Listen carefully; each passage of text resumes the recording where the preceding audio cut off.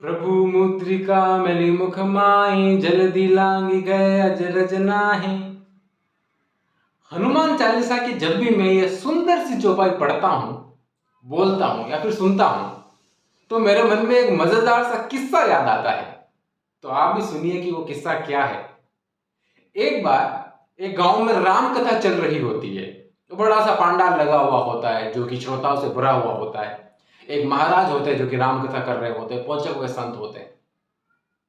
तो कथा के दौरान जिक्र आता है कि जो हनुमान जी है वो श्री राम जी के सामने अपने आप को मच्छर मानते थे, यानी कि तुच्छ प्राणी मानते थे कि भी श्री राम जी आप बहुत बड़े हैं, हम आपके सामने मच्छर हैं। तो ये बात जैसे ही एक श्रोता ने सुनी तो श्रोता खड़ा हो गया, महाराज से बोला कि तो हनुमान जी मच्छर बन गए। महाराज ने कहा कि बन नहीं गए, अपने आप को मच्छर जैसा मान लिया। तो उसने कहा नहीं, हनुमान जी मच्छर बन गए। महाराज ने कहा चलो हाँ बन गए। तो अगर हनुमान जी मच्छर बन गए तो जो राम जी ने अंगूठी दी थी हनुमान जी को कि लंका जाकर माता जी को देके आना, वो अंगूठी कहाँ चली गई? क्योंकि अंगूठी तो मच्छर से बड़ी होती है, अंगूठी कहाँ चली गई? तो महाराज कहते हैं कि इन बातों में इस तरीके से दिमाग नहीं लगाया जाता, इसमें लौकिक दिमाग नहीं लगाया जाता। सब अलौकिक बातें हैं, क्योंकि जो अंगूठी दी थी श्री राम जी ने उनको, वो दिव्य भूषण था, क्योंकि भगवान के द्वारा दिया गया आभूषण था, दिव्य भूषण। जिक्र है कि जो अंगूठी है वो मां सीता से बातें करती है, दोनों अपने विचारों का आदान प्रदान करते हैं, और हनुमान जी खुद भगवान। तो ये सब है भगवान की लीला है, इसमें हम दिमाग नहीं लगाते कि अंगूठी तो बड़ी मच्छर छोटा, तो ये अंगूठी कहां चली गई, ऐसी बुद्धि नहीं लगाते इसके अंदर। श्रोता अड़ गया, ये तो टालू बातें हैं, ऐसा कह के आपने टाल दिया, पता नहीं है आपको कुछ। तो महाराज सोचते हैं कि कौन बहस करे। महाराज ने कहा हाँ चलो ठीक है। तो वो जाते जाते ऐसे बोलते बोलते जा रहा था कि कुछ नहीं पता है, बस आ गए कथा करने के लिए, कुछ नहीं पता है, ऐसे निकल रहा होता है। तो महाराज तो कुछ नहीं कहते हैं, लेकिन महाराज के पास में एक जो सज्जन बैठे हुए रहते हैं उनको बड़ा गुस्सा आता है। वो महाराज से बोलता है कि महाराज इसने आपको ऐसा कह दिया, आपको ऐसा कैसे बोल दिया?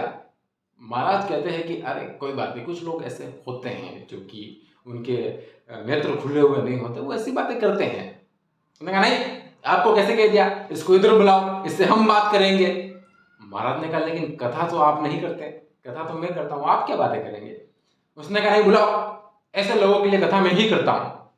उसको वापस बुलाया गया।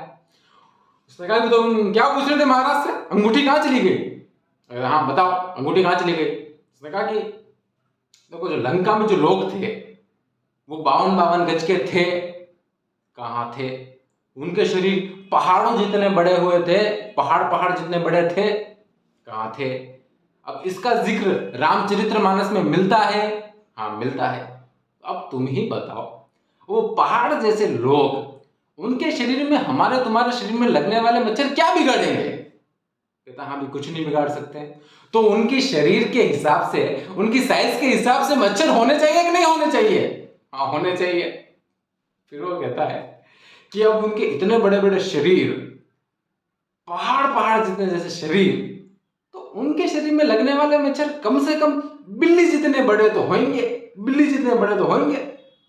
कहाँ होंगे? बिल्ली जितने बड़े तो होंगे। कहा फिर तो अंगूठी की कोई समस्या ही नहीं है, बिल्ली जितने बड़े मच्छर है, फिर तो अंगूठी की कोई समस्या ही नहीं है। वो कहता है हाँ नहीं हो गया, पता चल गया मुझे, कोई समस्या नहीं। तो कुछ लोगों को इस तरीके से समझाया जा सकता है। महाराज कहते हैं कि नहीं बड़ा समझाया तुमने। तो कुछ लोगों को इस तरीके से समझाया जा सकता है, मैं तो कहूंगा कि कुछ लोगों को इसी तरीके से समझाया जा सकता है, सीधी तरीके से लोग नहीं समझते हैं। Thank you so much, love to all.